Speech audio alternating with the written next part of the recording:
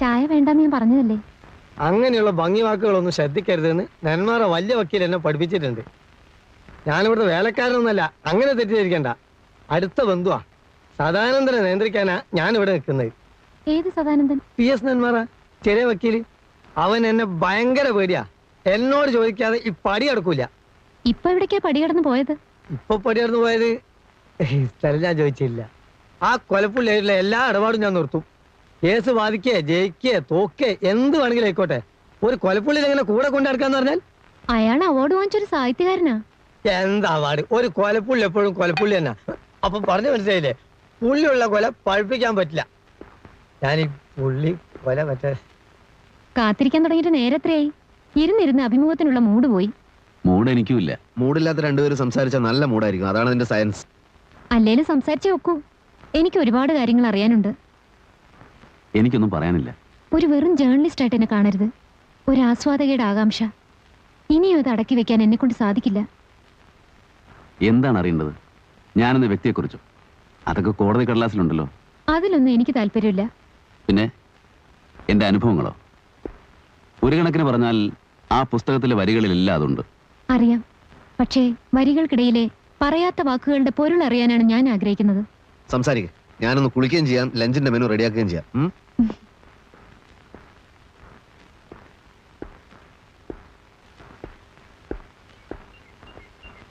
Mister നരേന്ദ്രന്റെ ചെറുപ്പം മുതലുള്ള ജീവിതത്തെ പറ്റി നോവലിൽ വലിയ പരാമർശമൊന്നുമില്ല. അതൊരു നോവലാണോ? എന്തായാലും അതങ്ങനെ ആക്കാൻ വേണ്ടിയല്ല ഞാൻ എഴുതിയത്. ചിതറിയ കുറെ ചിന്തകൾ ഉറക്കം കിട്ടാത്ത രാത്രികളിൽ എന്തിനു വേണ്ടി എഴുതി വെച്ചു, അത്രമാത്രം. കാര്യമായ ഉദ്ദേശങ്ങളൊന്നും ഇല്ലാത്തതുകൊണ്ട് തന്നെയാണ് അതൊരു ക്ലാസിക് ആയതും. എന്തോ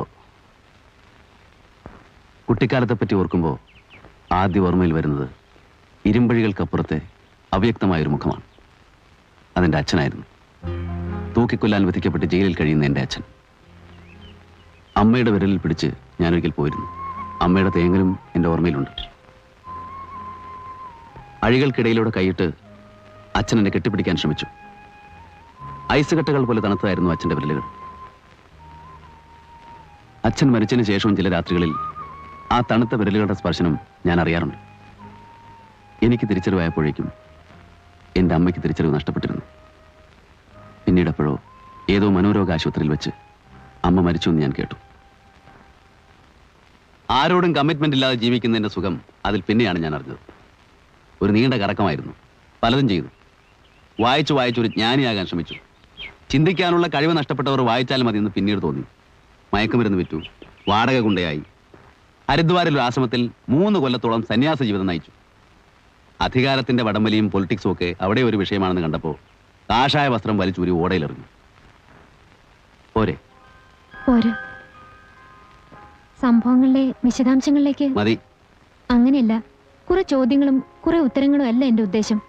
താങ്കളുടെ ക്യാരക്ടറൈസേഷന്റെ പ്രത്യേകതകളും നോവലിലെ സംഭവങ്ങളും വെച്ചുകൊണ്ടുള്ള ഒരു സ്റ്റഡിയാണ്. ആയിക്കോളൂ. അതിനിയും പലതും അറിയണം. ഇപ്പൊ വേണ്ട, ഞാൻ നാളെ വരാം. വേണ്ട. അയ്യോ, അങ്ങനെ പറയരുത്. ഞാൻ വരും. വേണ്ടെന്നല്ലേ പറഞ്ഞത്?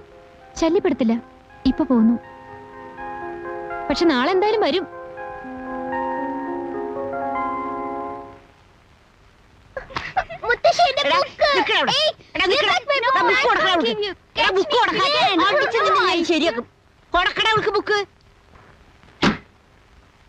എത്ര ദിവസം കിടക്കാൻ പറ്റും? എത്ര ദിവസം കിടക്കാൻ പറ്റുമെന്ന്? എന്ത്? സിംഹത്തിന്റെ കൂട്ടിൽ ഒരു ആട്ടുംകുട്ടിക്ക് എത്ര ദിവസം കിടക്കാൻ പറ്റുമെന്ന്. കടിക്കോ കൊല്ലോന്ന് അറിഞ്ഞൂടാ. എന്നാൽ ഏത് നിമിഷത്തിലും കടിക്കും ചെയ്യാ, കൊല്ലും ചെയ്യാ. മരിക്കാതെ മരിച്ചോണ്ടിരിക്കുകയാണ് മുത്തശ്ശി ഞാൻ. ഇതാ താക്കോൽ അവര് വന്നാ കൊടുത്തേക്ക്. കുഞ്ഞിക്കണ്ണൻ പോവുക. നീ പറയുന്നത് ഒന്നും എനിക്ക് മനസ്സിലാവുന്നില്ലല്ലോ കുഞ്ഞിക്കണ്ണ.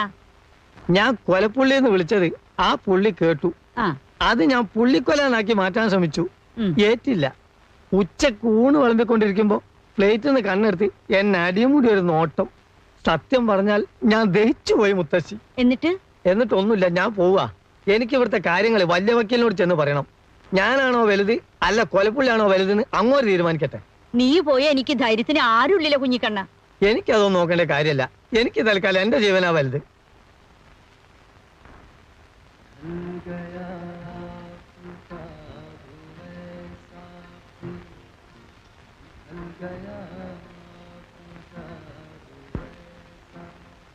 ആഹാ, ഡാഡി എപ്പോ വന്നു?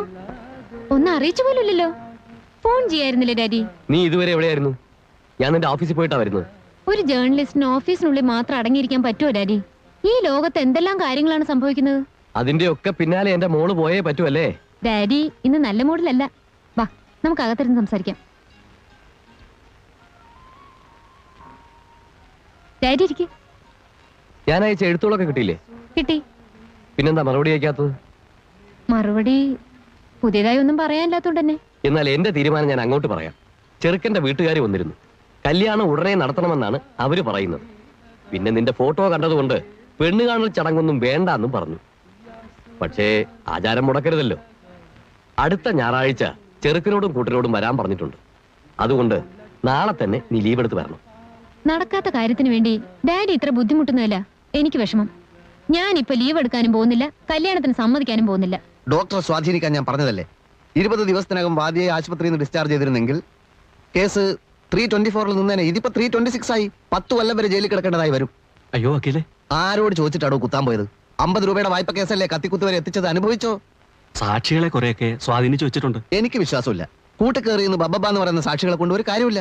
സാക്ഷികൾ സ്ട്രോങ് ആവാത്തടത്തോളം കാലം എന്നെ കുറ്റപ്പെടുത്തരുത്. അയ്യോ വക്കീലെ, അങ്ങനെ കൈയൊഴിയല്ലേ. എന്തായാലും കോടതി കാണാം. ഗുമസ്തന്റെ fees, stamp paper, court fees സ്റ്റാമ്പിന്റെ കാശ് ഒക്കെ കരുതിക്കൊള്ളൂട്ടോ.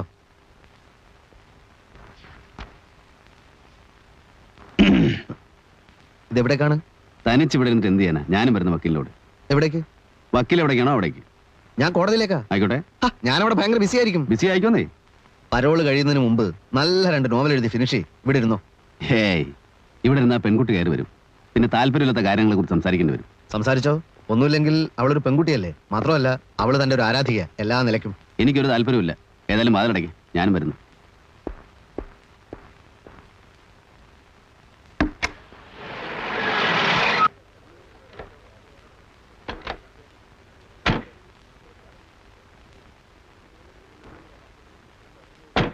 അപ്പൊ എന്താ തന്റെ പരിപാടി? വക്കീലിന്റെ ജോലികൾ നോക്കിയോ, ഞാനിവിടെയൊക്കെ തന്നെ ഉണ്ടാവും. നെല്ലായി കത്തിക്കുത്ത് കേസിന്റെ ക്രോസ് വിസ്താരാണ്. കഴിയുമ്പോൾ ഒരു വഴിയാവും. കാറിനെടുത്ത് കാണാനല്ലേ ഞാനങ്ങ് പോകും. വക്കീല് ചെല്ലേ, വിസ്താരം തുടങ്ങുമ്പോൾ ഞാനും വരാം. എനിക്കും കേൾക്കണം. Good morning sir. ആ, ഉത്തമം വന്നില്ലേ? വന്നു, സാറിനോട് വെയിറ്റ് ചെയ്യും ഇവിടെ. ആ, കടലാസൊക്കെ എടുത്തു വെച്ചില്ലേ? എല്ലാം എടുത്തു വെച്ചാണ് സർ. വക്കീലെ, ഞാൻ പറയുന്ന ഒന്ന് കേക്ക് വക്കീലെ. അനന്താ, ഇനി അവധിക്ക് വെക്കുന്ന പ്രശ്നമില്ല. എടോ, കേസ് നടത്തുമ്പോൾ വൃത്തി വേണം. എനിക്ക് സ്ഥിരമായിട്ട് ഇതായിരുന്നല്ലോ പണി. അവിടെ വെയിറ്റ് ചെയ്യടോ, ഞാൻ വിളിക്കാം. വക്കാലത്ത് ഏറ്റെടുക്കാനും കാശ് വാങ്ങിക്കാനൊക്കെ എന്തൊരു പല്ലിളിച്ചാട്ടിലായിരുന്നു.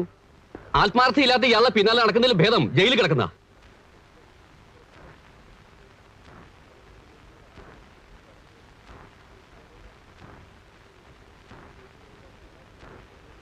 എന്തോടത്തം തുറിച്ചു നോക്കണത്? ദേഹോപദ്രവത്തിന് വന്നതാണെങ്കിൽ അത് പറ. എനിക്കിപ്പോ മേലും കീഴും നോക്കാനില്ല. ആളുകൾ വരണു, എന്നെ തല്ലണു, പോണു. അതിന് കേസില്ല. സ്റ്റേഷൻ സൂപ്രണ്ട് ഞാനൊന്ന് തൊട്ടു, അതിന് കേസ്. താനൊരു പണക്കാരനായിരിക്കാം, ഞാനൊരു പാവപ്പെട്ടവൻ. നമ്മൾ ഒരേ കുറ്റം ചെയ്താലും കേസിന്റെ പോക്ക് 2 വഴിക്കായിരിക്കും. എന്താ കേസ്? അപ്പൊ തനിക്കെന്നെ അറിയില്ലേ? സസ്പെൻഷന് ശേഷം ഇക്കണ്ട കാലൊക്കെ ഞാൻ ഈ കോടതി വരാൻ തന്നെയല്ലടോ. ആകെ ഉണ്ടായിരുന്ന പശുവിനെ വിറ്റു, ആകെ ഉണ്ടായിരുന്ന വരിക്കപ്ലാവ് വിറ്റു. ഇനി ആകെ ഉള്ളത് ഞാൻ മാത്രം. എന്നെ കൊണ്ട് വയ്യേ. എന്ത് കുറ്റാണ് ഞാൻ ചെയ്തത്? ഡ്യൂട്ടി കഴിഞ്ഞ് ക്വാർട്ടേഴ്സിലേക്ക് പോരുമ്പോ 2-3 ആളുകൾ കൂടി ഒരു ശവം ട്രാക്കിൽ കൊണ്ടുവന്ന് കണ്ടു. ഞാൻ ഒരു ശുദ്ധനായതുകൊണ്ട് ഒന്നും ആലോചിക്കാതെ ആ വിവരം പോലീസ് എന്ന് പറഞ്ഞു. പിറ്റേന്ന് രാത്രി എന്റെ ക്വാർട്ടേഴ്സിലേക്ക് 4-5 ആൾക്കാർ കയറി വന്നിട്ട്, നീ പോലീസ് എന്ന് വിവരം പറയുവല്ലടാ പട്ടി എന്ന് പറഞ്ഞ് 4 ഭാഗത്ത് നിന്ന് കിട്ടി. ഇടിയെന്ന് പറഞ്ഞാലോ, കിട്ടേണ്ടത് കിട്ടിയപ്പോ ഈ കാര്യം മനസ്സിലായി.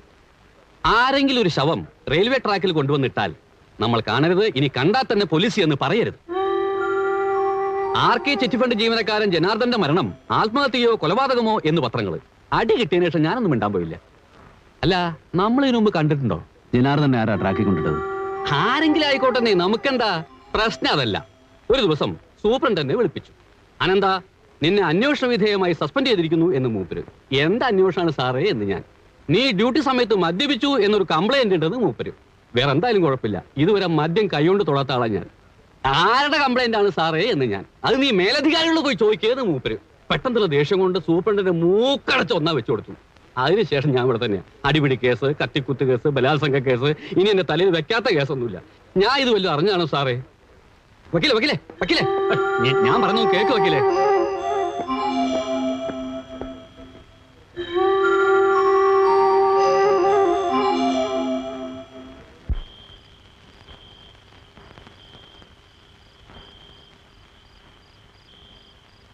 വക്കീൽ എന്താ ഒന്നും പറയാത്തത്? എന്തു പറയാൻ? അയാൾ പറഞ്ഞത് ശരിയാണെങ്കിൽ ജനുവിനെ ആരോ കൊന്നതാവില്ലേ? ആവാം. അപ്പൊ അവരാദ്യം പരാതി കൊടുത്തത് ശരിക്കും സംശയം തോന്നിട്ട് തന്നെ ആയിരിക്കും. ആയിരിക്കും. പിന്നെന്താ അവർ പരാതി പിൻവലിച്ചത്? പിൻവലിക്കണമെന്ന് തോന്നി കാണും. അപ്പൊ വക്കീലിനതൊന്ന് അന്വേഷിക്കായിരുന്നില്ലേ? അന്വേഷിക്കാൻ ഞാനാര്? CBI ഓഫീസറോ ഡിറ്റക്റ്റീവോ? നേരെ ഒരുപാടായി. വന്നു കിടന്നുറങ്ങും.